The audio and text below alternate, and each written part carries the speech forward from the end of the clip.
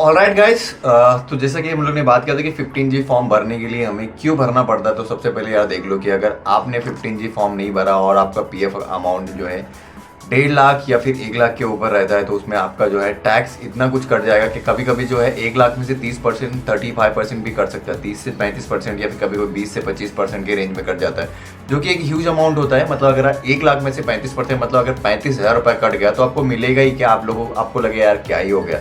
So better है कि आप लोग सही रूल समझो, अप्लीकेबल हो और ना हो, सबसे सेफर रहता है कि अगर आप full and final PF withdraw कर रहे हो वहाँ से, तो आप बोल सकते हैं कि आपने जो है अपना पेंशन भी निकाला हो, पीएफ भी पूरा निकाल रहे हो, आप कोई पार्सल नहीं निकाल रहे हो, तो आप लोग 15G फॉर्म भरो ही भरो। ये आप इसमें रिस्क लेना ही नहीं है।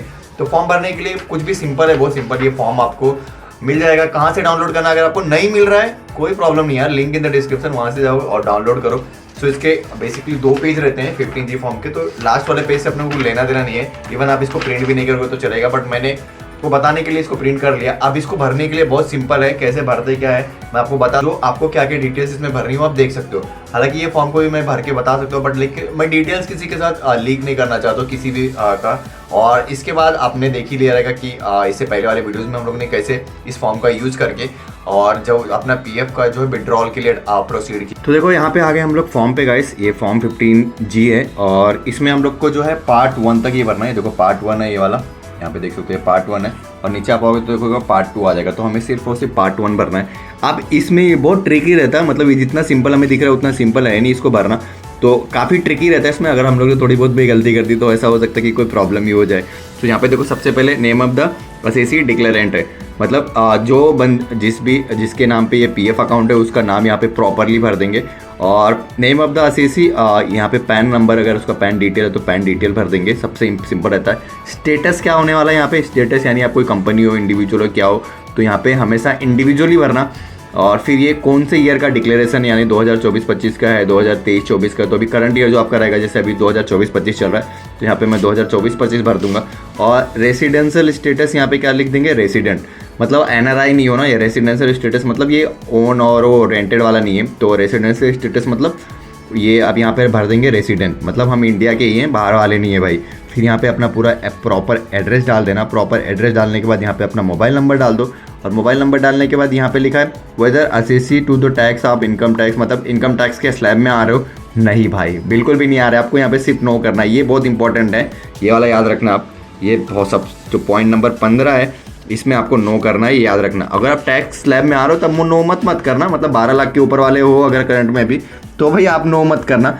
फिर estimate income which is declared is made, मतलब जितना इनकम आप लोग ने अब तक किया है इस ईयर में वो आप यहाँ पे लिख सकते हो। फॉर एग्जांपल यहाँ पे मैं 2 लाख लिख दूंगा, और यहाँ पे जो ईयर है कौन सा, फिर फिजिकल ईयर में भी कितना किया उसमें भी मैं 2 लाख ही लिख देता हूँ। दोनों में मैं 2-2 लाख लिख देता हूँ।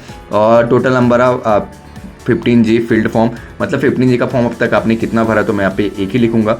फिर यहाँ पे जो उसका है टोटल अमाउंट है सेम, मैं 2 लाख 2 लाख 2 लाख, यहाँ पे तीनों जगह पे मैंने 2-2 लाख भर दिया। अब सबसे इंपॉर्टेंट एक डाटा आ जाता है यहाँ पे, देखो details of income which is declared as field.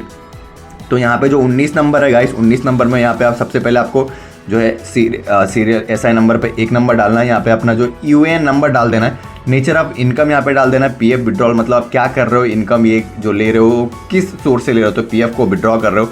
कौन से सेक्शन के अंडर आ रहा है? 192A। कौन से सेक्शन से आ रहा है? 192A, ये याद रखना।